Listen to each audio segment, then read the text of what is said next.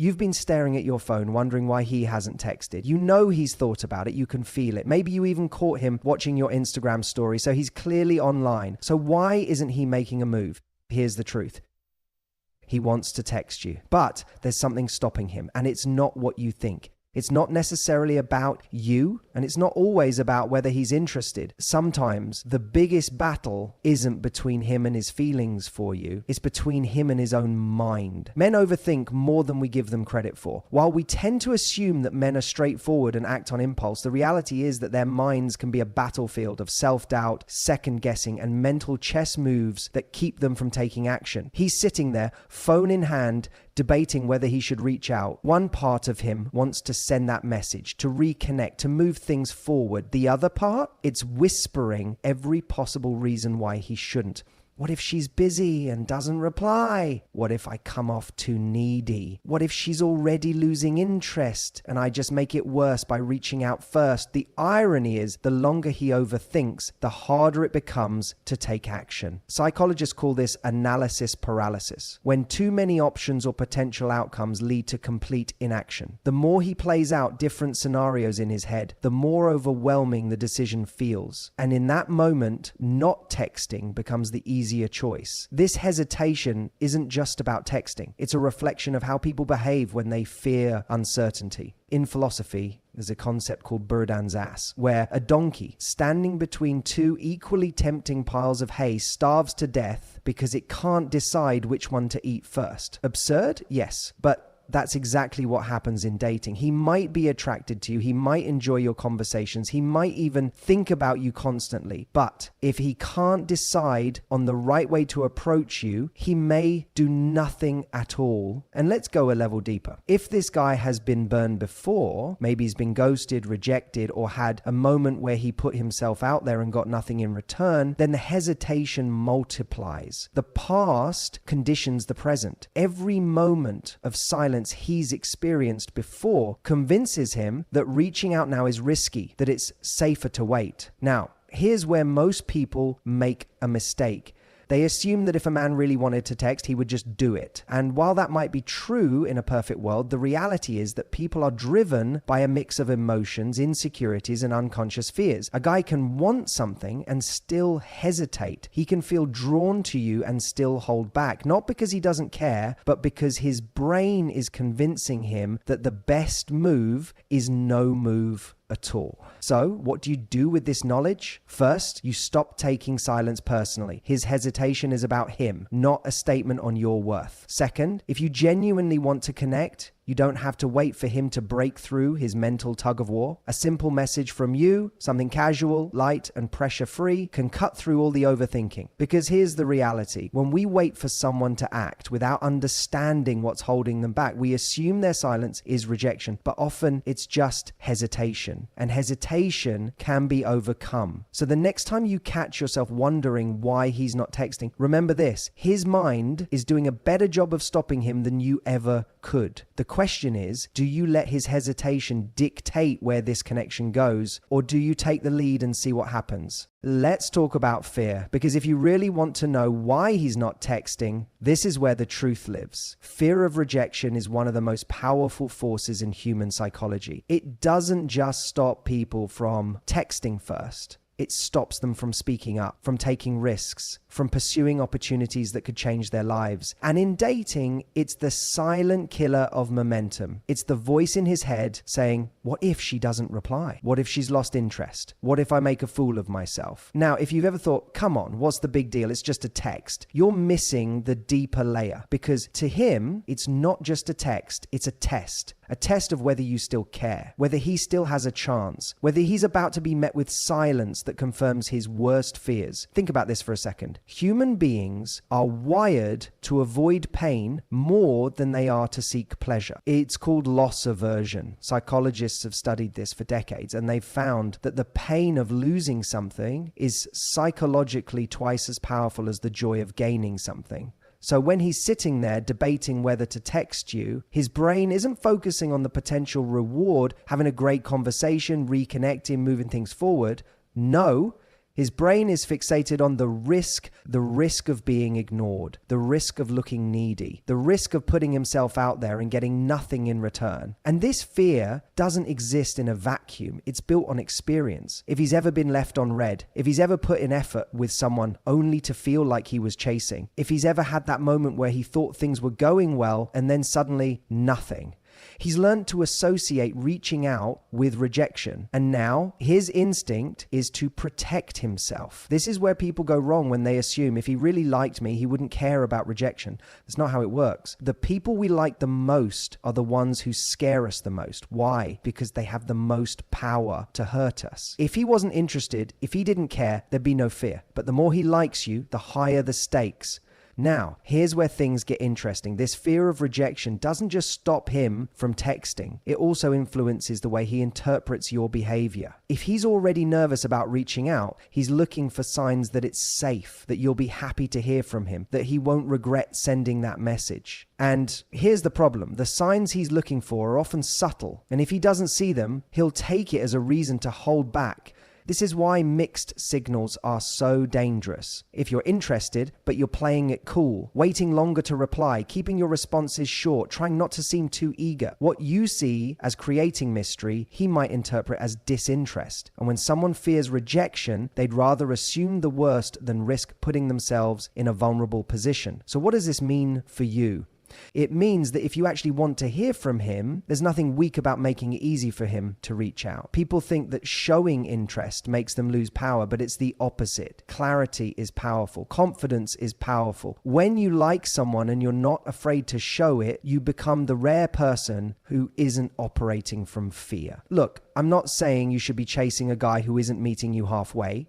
If someone is consistently not making an effort, that tells you everything you need to know. But if you're sitting there waiting for him to break through his fear and make a move, ask yourself, have you actually given him any reason to believe he should? Or have you been so focused on making him prove himself that you've accidentally made rejection seem like the most likely outcome? Because here's the truth, most people aren't stopped by a lack of desire. They're stopped by fear. And the difference between the relationships that never happen and the ones that do often comes down to one simple thing. Who was brave enough to go first? Let's be honest, sometimes the reason he's not texting isn't about overthinking or fear, it's about pride, ego, that internal voice saying, I was the last one to reach out, she should be the one making an effort now. If you've ever felt like you were in a silent power struggle where no one wants to be the first to break the silence, you know exactly what I'm talking about. And the frustrating part? It's rarely about disinterest. In fact, some of the most invested people hold back because they care. Because texting first feels like handing over control. This isn't just about dating. It's human nature. People crave certainty and security. They don't want to feel like they're putting in more effort than the other person because that makes them vulnerable. And let's be real, society has trained men to believe that being too eager makes them weak, that showing too much interest too soon puts them in a position of lower value. So what happens? He hesitates, not because he doesn't want to text, but because he's measuring effort. I texted last time. If she was really into me, she'd reach out. And just like that, he convinces himself that silence is the smarter move. Now, let's talk about why this is flawed. Because if both people are waiting for the other to prove interest, nothing happens. You end up in a cycle of missed opportunities, not because there's no connection, but because neither person wants to risk appearing more invested. And yet, think about the most confident people you know, the ones who truly own their lives. They don't operate from this place of scarcity. They don't play games. They move toward what they want. Here's where ego gets in the way. It makes us focus more on winning than on connecting. Instead of asking, do I want to talk to this person? We start asking, who texted last? Instead of considering whether we actually enjoy the dynamic, we obsess over who seems to have more power. And ironically, this need for control creates distance instead of closeness. Now, some people will say, well, if he's really into me, he wouldn't care about pride. But that assumes that attraction overrides human nature. The truth is, most people are influenced by their environment. If a guy has been conditioned to believe that being too available makes him look desperate, he's going to hesitate, even if he likes you. If he's been in situations where he was the one always chasing and it led nowhere, he's going to pull back and wait for proof that this time is different. This is why the smartest thing you can do is remove yourself from the game entirely. Instead of mirroring his hesitation, ask yourself, what do I actually want? If you want to talk to him, talk to him. If you want to connect, connect. Not because you're chasing, not because you're proving something, but because you're operating from a place of security. Think about this. The person who needs to win a power struggle is always the least powerful. Real power is in knowing that reaching out doesn't make you weak. It makes you free. Free from overanalyzing, free from ego-driven decisions, free from the exhausting cycle of waiting for someone else to give you permission to act. So the next time you catch yourself in this waiting game, ask yourself, are you holding back because that's truly what you want to do? Or are you letting pride decide for you? Because the most attractive people aren't the ones who play it safe. They're the ones who have the confidence to move first. He wants to text you. He's thought about texting you, but he's not doing it. And not because he's unsure about you, not because he doesn't want to talk to you, but because he's playing a game. A game he's convinced himself he needs to play. See, we've been conditioned to believe that the person who cares less has the power, that the one who reaches out first is at a disadvantage. That mystery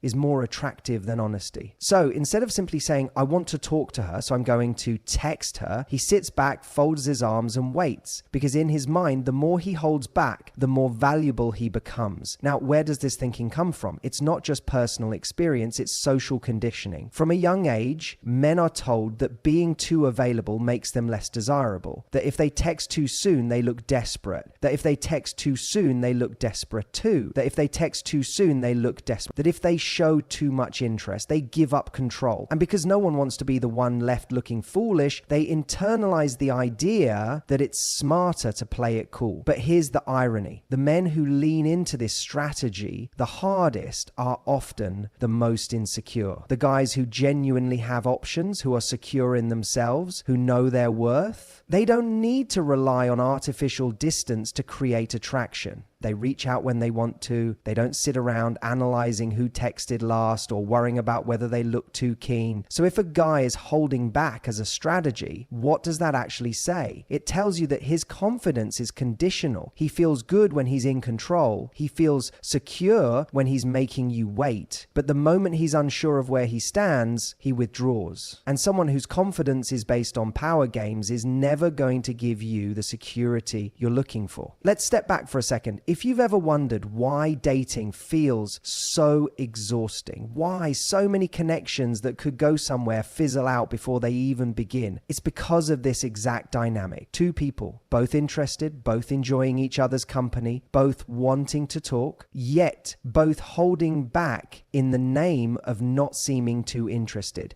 And this isn't just about men, it's about all of us. We've become so obsessed with playing it right that we've lost sight of what actually feels right. We'd rather play it safe than take a risk. We'd rather leave things unsaid than put ourselves in a vulnerable position. We'd rather wonder what could have been than be the one who breaks first. But ask yourself this: when has playing hard to get ever actually created a deep, meaningful connection? When has a relationship thrived because both people were too afraid to show their cards? It doesn't happen. The relationships that last, the ones that grow into something real, are built on mutual effort, on two people who aren't afraid to show up. So if he's not texting you because he's playing a game, don't waste your time trying to outplay him because he tries to thwart you without playing your game. Because the moment you start mirroring the game, you're stuck in it. Instead, rise above it. Be the one who sets the tone. If you want to talk to him, talk to him. If you want to move things forward, move them forward. Not because you're chasing, but because you refuse to let fear dictate how you show up. Because the strongest people in dating and in life aren't the ones who care less. They're the ones who care without fear. And that's the real power. There's something funny about human nature. We assume that if someone isn't acting, it's because they don't want to. If he hasn't texted, it must mean he's not interested. If he wanted to reach out, he would have by now, right? But here's the truth. Wanting to do something and actually doing it are two entirely different things. Think about your own life. How many times have you wanted to send a message but hesitated because you didn't know what to? Maybe you started typing, then erased it. Maybe you stared at your screen, waiting for the perfect words to come, only to overthink it into oblivion. We all do this. So why do we assume men are any different? Here's where it gets interesting. People don't just fear rejection. They fear getting it wrong. They fear saying something that doesn't land well, that makes them seem awkward, that disrupts the fragile balance of attraction. And so they wait. They convince themselves that the right words will come later, that tomorrow will feel easier, that if they just think about it long enough, they'll figure out the perfect thing to say. But waiting doesn't create clarity, it creates distance. The longer he hesitates, the more the moment passes, and the harder it becomes to break the silence. And this is where a lot of great connections die. Not because there wasn't interest, but because uncertainty turned into inaction. Now, let's go deeper. Why does this happen? Why does a guy who's interested, who's thought about texting, who maybe even wants to see you again, hold back? It comes down to this. Most people are more afraid of looking foolish than they are excited about the possibility of something great. It's the fear of sending a message that doesn't get the reaction they hope for. The fear of saying something that falls flat. The fear of putting themselves out there and feeling like they misread the situation. And if you think about it, this fear is completely irrational, because when has someone ever lost interest in you just because you sent a normal human message? We don't reject people for making an effort. We reject people when we're not interested in them to begin with. But the mind plays tricks. It magnifies the risk.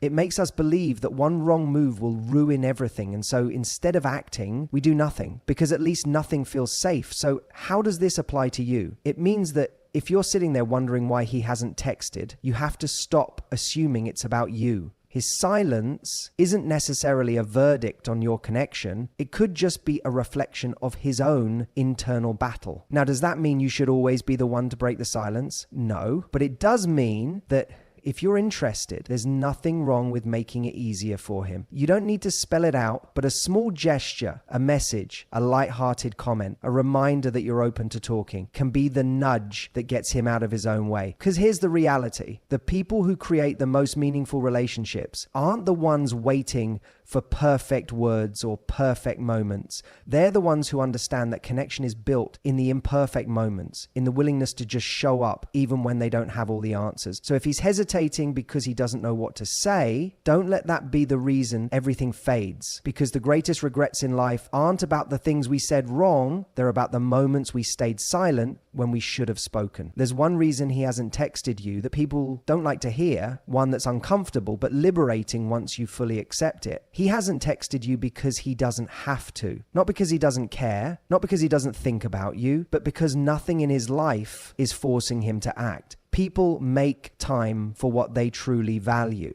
It's an unavoidable truth. If you've ever been in a situation where someone is leaving for a flight in an hour, but they still make sure to send you a message before they take off, you know what I mean. Effort is rarely about time. It's about priority. When someone feels a genuine sense of urgency to reach out, they do. No overthinking, no hesitation, just action. So if he's not texting, it means he doesn't feel that urgency. And before you start analyzing what that means about you, take a breath, because this isn't about whether you're enough. It's about whether he is in a place where he's ready to invest. And that is not something you can control. This is where so many people get stuck. They think, maybe if I'd played it differently, he'd be chasing me. Maybe if I'd been a little more mysterious, he'd feel that urge to reach out. But here's the truth. When someone is truly excited about you, you don't have to create urgency. It already exists. Now, here's where most people make the mistake that keeps them in limbo. Instead of accepting his level of effort as the answer, they try to solve the mystery. They look for hidden signs. They replay conversations. They analyze his social media, searching for some